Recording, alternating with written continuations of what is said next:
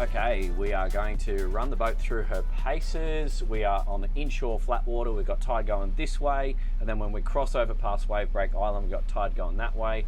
So reasonably accurate. I'm just going to get the boat up and moving. Currently just in idle forward, seeing a GPS speed of 6.7 knots and at 600 RPM, consuming not even 10 litres an hour. I do have a little bit of traffic up ahead, so I'm just going to have to make my way carefully and we'll see how we go.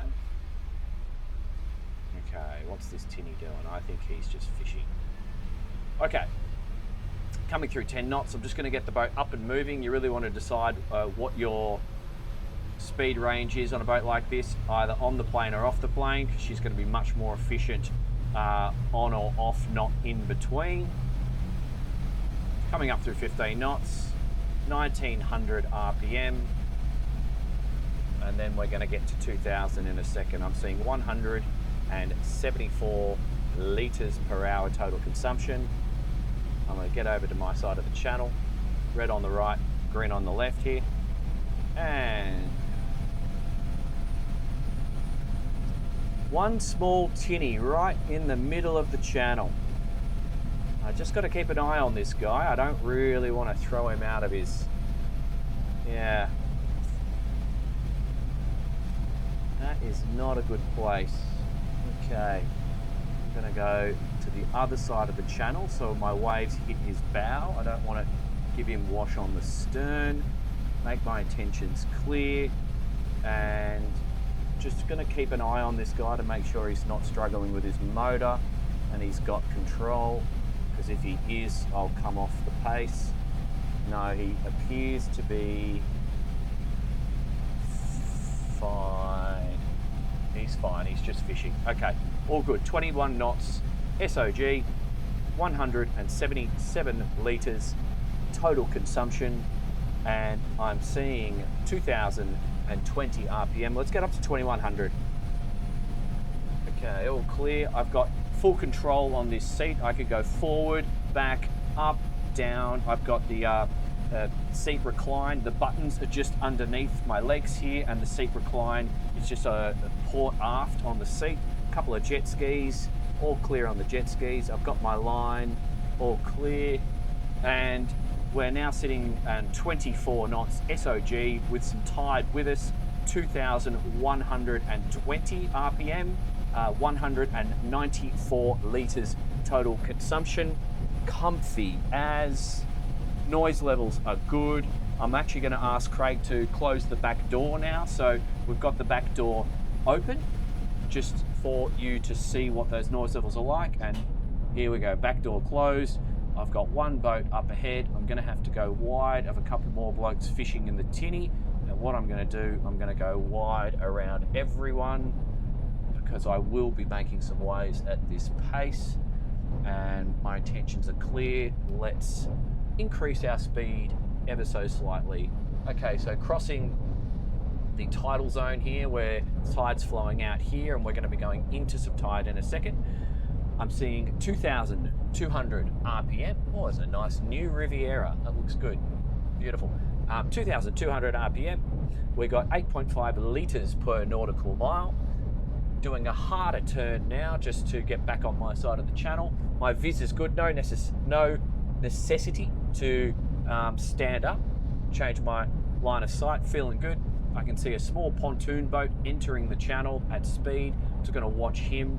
I've got 2,200 RPM, 215 litres an hour, and engine load at 80%.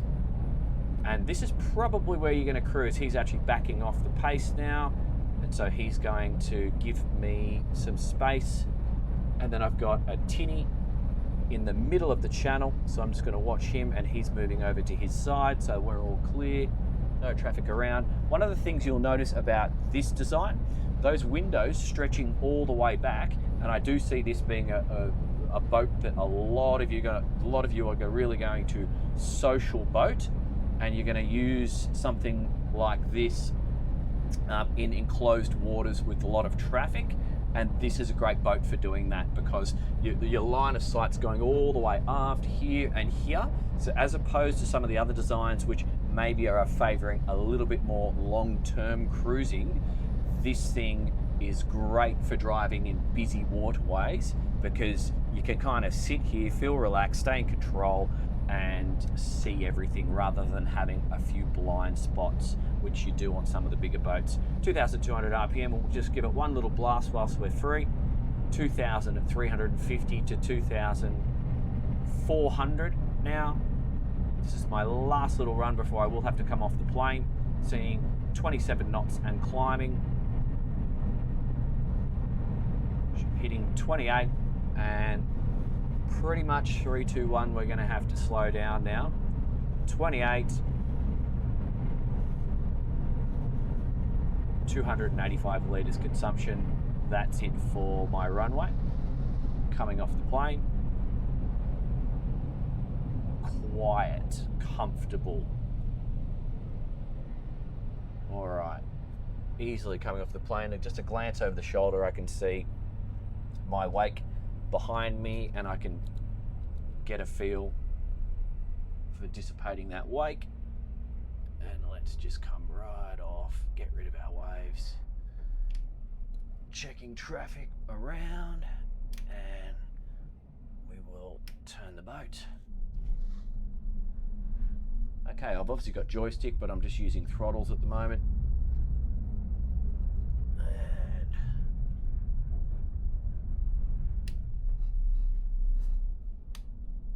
Quite a few guys out fishing today, which is good to see. Good on them. Okay.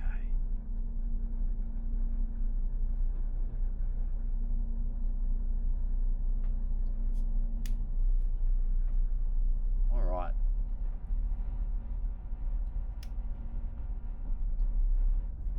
So we're going to head from here straight out to the ocean.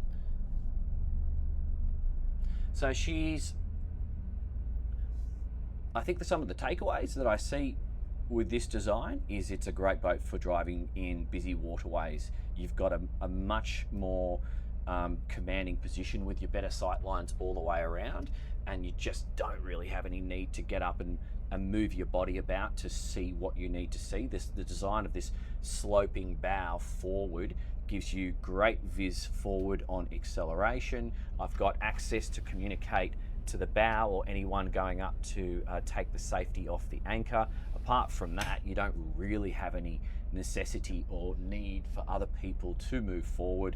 So it's a relaxed day out for you and lots of communication with your mates who are going to be right there. So you set the climate, you set the scene, and you can kind of stay in control and enjoy yourself. And I think that's the one of the real positives for this piece of kit. I'm just waiting for a pontoon boat to pass because he's got a very low, didn't mind putting waves off on his beam before, but I don't want to put wash over his bow because he's very low to the waterline.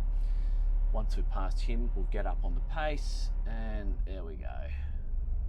This next one's got a high bridge deck clearance, so I'm not worried about him. Okay. I'm just going to accelerate to full throttle.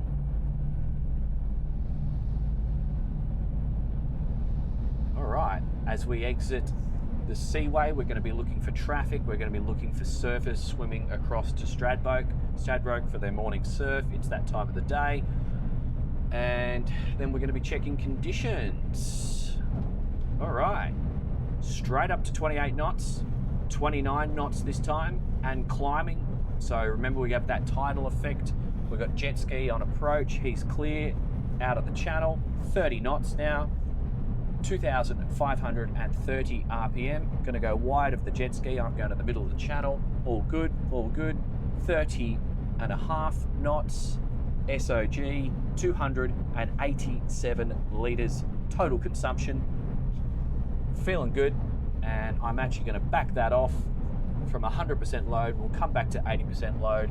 We'll look for traffic, assess the conditions, which looks like breaking waves across the seaway today. So that means we are going to have to do offshore at another time of the day, because just as you should not be driving across full breaking waves, I'm not going to either with someone else's boat. That is a dumb decision, and it's not conducive to keeping your guests happy when you're boating, or keeping your wife happy, which is the most important thing.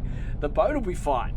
Don't worry about the boat. It's more about your passengers and your missus, and making unwise decisions can result in less boat time for you and your mates. So let's not do that. We'll come back when there isn't full breaking waves across the seaway, and we'll do it at a more sensible and social time, which is essentially what this boat's designed for. All right, I see a lot of you guys operating boats just like this in the very social mode. So yes, it's going to be perfect for that, and I see that mission being popular, and possibly or definitely many of you wanting to do the Great Loop in the States, get under bridges, have a sedan style lower height above the waterline, so that might be important to you, and she's going to be super comfortable and great for that. But how does she go out in the ocean? Well, that's what this part of the video is all about. We have southerly on the way, but we're actually going into a southeasterly swell, no more than 1.5 meters. It's been offshore wind today, variable. It was 20 plus knots before, and now it's dying off. But we'll just get this boat up and moving. We were doing 12 knots SOG before, but I want to get up to about 20, running the D11s on this one. Got 1,750 litres of fuel in the tank, and wave period is relatively bunched up. So you would consider this like, semi-average. It's not bad, but it's not a long wave period. Just operating my wiper function behind the throttle there. So these sports yachts are a different hull shape compared to the SUVs and the sports motor yachts. So they don't have as much flare up the front of the bow because they're going for styling, because they're a sexy boat, and you probably are going to do more day boating and entertaining, as I see so many of you already doing on Rivieras just like this on Sydney Harbour and potentially around the world. Please jump in the comments if that's you.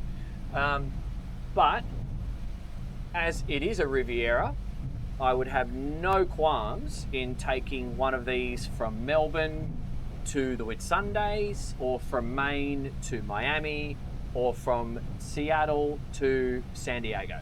Like, no problems at all. And Mediterranean, crikey, you could just do a lap of the whole Med on one of these and live on the boat very comfortably. So what are we doing? We're doing 18 knots SOG. I've got an RPM of 1,900 RPM and total fuel flow of 160 litres per hour at an engine load of 70%. I might get a couple more knots out of it. This is a privately owned boat, so we don't have a completely clean bottom, and so we probably won't do completely accurate numbers, but we'll get close to it. I'll just get a couple more knots. So it is going to be a slightly wetter ride without the flare, but also in these conditions, because we are going into the swell, so you do need to expect that. But I'm going to veer away and head out to sea in a second and take these swells on my beam. But first thing you immediately notice when you bump that speed up a bit in these relatively short wave period 1 to 1.5 meter swells, she actually does dry out a bit, because we're getting a bit more boat out of the water and we're passing across rather than through some of those wave crests. So sometimes it's just a speed adjustment. 20 knots, let's get to 21. Noise levels are fine, super comfy, don't really feel the need to stand up, although I could.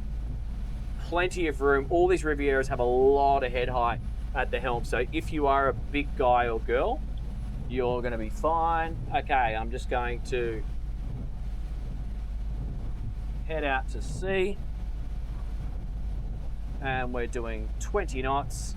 I have a whale watching boat approaching, but I'm just going to make my intentions clear, so hopefully he can go behind me. And now I'm going to take the swell on the starboard bow for a tick and increase my speed ever so slightly. And just gonna watch this whale watching boat first. And I don't want to give him any wrong ideas, so I might just carry this line for a bit so he knows what I'm doing. And then I'm gonna bear away once I've crossed his line of travel, and now we're all clear. Okay, 23 knots SOG, 214 litres total consumption, and 2,190 RPM. So now we're going to take the waves properly on the beam, and then we're going to go with them. I'm going to put my sunnies on for this because it is later in the day. Rolling over some of those swells there. 23 knots. Now we've got the swells right on the beam. It is just coming into whale season, so we want to watch out. There was a whale in the channel exiting the Gold Coast Seaway today, so they had to go and ask it politely to move back out to sea and stop blocking us from doing our thing. But it worked. Some gentle communication and nudging was successful. All right, 23 knots, SOG. Let's bump that up to 25. We're sitting at 80% engine load there. And now that I've got the swells on my beam and they're going to be moving to my aft quarter in a second, that everything's dried out. The boat really is ready to boogie here. So I'm seeing 25 knots, 2,350 RPM, about a 250 litre total consumption, and going to bear away. We will be driving into the setting sun, so we'll just see how safe that is. I may have to keep a bit of an angle just for my visibility while watching boats well and clear. And I might just hold that line for a sec. And I've got the setting sun, and I'm going to increase my speed. 25 knots, 26 knots at times, 2,360 revs. Remembering we don't have a completely clean bum on this one, and I'm seeing 280 litres consumption, 29 knots.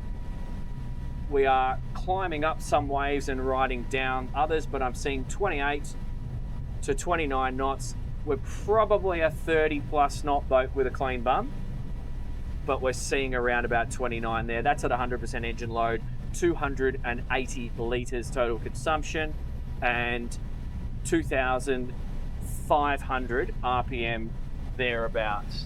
Okay, let's back that speed off. So this whole shape, while you get the looks of the sports yacht, she will throw a little bit more water up and over, but I don't think that's an issue. Super comfortable, typical Riviera, thick hull, good insulation through the furniture, through the hull, through the internal construction. You don't have any rattles, minimal engine noises coming through the back of the boat, no vibrations. So it's a super comfortable boat to do long distance travel on. And I think if your focus is entertaining and doing your big groups, this is going to be perfect.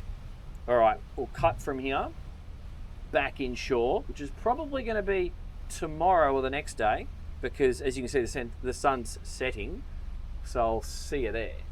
All right, I know you got this sun in your eyes, but I've come to a lovely little location just to test out the joystick. I'm currently on DPS, Dynamic Positioning System, and as you may be able to see, we've got a point of reference land there and there. This thing does a great job. We are in a tidal zone, albeit more tide, just 10 meters in that direction and less here, but this is still moving water area. So you just by pressing this button, I can disconnect, and what we'll do, we'll just have a little play with transverse thrust, which is one engine forward, one engine reverse, and then we'll switch over to the joystick and feel the boat. I'm just doing this as a bit of a demonstration as to how lovely and maneuverable this particular boat is, how great your sight lines are, and so therefore how easy something like this is to maneuver around in a social scenario on Sydney Harbour or in Miami or in Europe. It's not that hard a boat, and I really do see people wanting to socialize quite a bit, getting a lot of value out of something like this. So that's just simple transverse thrust, got heaps of power there. I hardly introduced much RPM whatsoever. I can control it. Once again, no need to stand up. Now if I want to take over control with the joystick, I just activate docking. I've got high mode available to me as well, and let's just return back the other direction. So I'm just swiveling the joystick to starboard like this at the moment, and that's just taking me back, reversing the direction of travel. We just operated the boat and we are in the low mode here. And what I'll actually do, I'll just come back to center and I'll select high mode, and now we can demonstrate the difference. So can you hear the extra noise and the effort being applied by the motors? You do feel a little bit of vibration in idle, and also when you are standing out on the back deck and you've activated DPS on these boats because of the inherent design of the boat, I guess. You can notice that coming through the boat. That's the only time you do notice any vibrations on these things. It's when you are in these close quarters maneuvering and on the DPS. Okay, so now I'm just gonna stop my rate of travel forward. I'm in 8 meters of water, and I'm gonna side slip the boat to port. I'm clear all around. So yes, while we can fit this boat with, okay, let's take a to port. While we can fit this boat with cameras all around, you can argue whether it's necessary on this particular design. Obviously we have the wing stations out back, and we can go out there and do our parking and real close quarters operation from there. But this thing just is a pleasure to drive close quarters. So picking up mates, picking up your fish and chips. Okay, reactivate DPS. It's really not a problem. So now if I choose, I can leave the helm and move out back to one of the wing stations, take command there, and then slip the boat in and berth the boat when necessary. Having the opening windows, great for communication out and forward. Do pay attention, anyone going up the side decks, you have essentially less protection than the SUV and the sport motor yacht, because we are carrying these sexy lines. You're a little bit more exposed when you move your way up onto the bow. So if you've got someone who's not sure-footed, maybe send someone younger forward if you're in a wavy part of the harbour or waters. Just if you're in normal conditions, don't worry about it at all, but just pay attention to that. So yeah, very interesting. So from here, we're going to take the boat around the corner, we're going to drop the pick and see how that all works for us.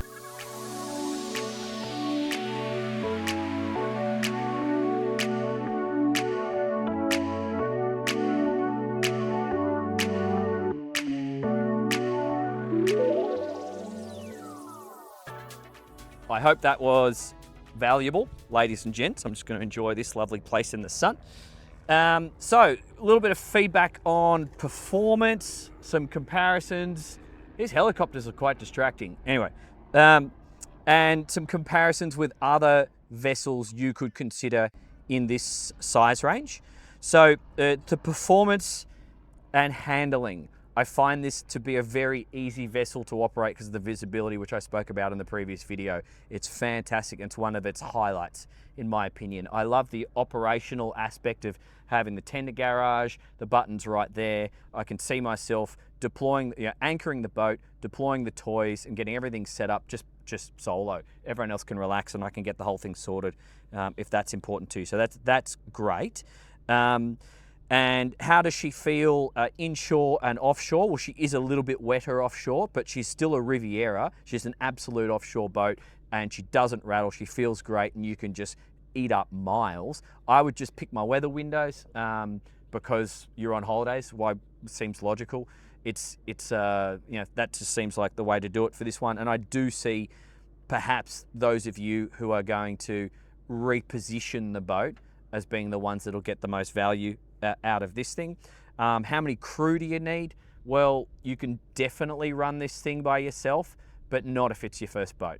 Okay, so if you're if you're just jumping into powerboat life and you've had a sailing yacht or something, you're gonna need a competent person to assist you with the lines. However, if you've had a bit of experience and you get the right training from the guys at Riv, then there's no reason why you couldn't operate a boat like this solo from you know, completing your training and onwards into the future. She's not a total speed demon, and I don't think that's the intention, but she's plenty fast enough. But I think the intention is to have a gorgeous, good-looking boat that you can cruise to your destination at mid to high 20s, which is totally enough for a boat this size, and do what you need to do. So competition. I mean, not the Riviera, the Princess V65, already on my channel, and you could put that in a similar category, although it's a shaft drive boat, so maybe harder to park. Sunseeker Predator, also doing a 65, and I haven't driven it, can't comment. Maritimo S60, also have not driven it. Azimut S6, that's a triple engine boat, that's also on my channel. Bit lighter, so it's going to get overtaken by the wind a little bit more than this. However, it's a controllable vessel. There are other brands. I'm not sure whether you would put them in the same category as a Riviera though, because the build quality and construction of this brand is probably at the top of everything I just mentioned. So if you start to go and compare it with some of the French boats, yes, they might be the same size, but it's just not the same boat. Okay, so, but you do you. I'm not trying to sell you any of these. I just want you to watch these videos and work it out for yourself. So I hope that was useful. I will pop up one of those other boats on the screen right now for you to go and assess for yourself. And thanks for watching. Thanks for supporting. Don't forget to subscribe. Please share this with your mates, and please jump in the comments and let me know what boat you have now and what your boat you're comparing this with, so I can try and get access to that boat somewhere around the world and make a video for you. See you, legends.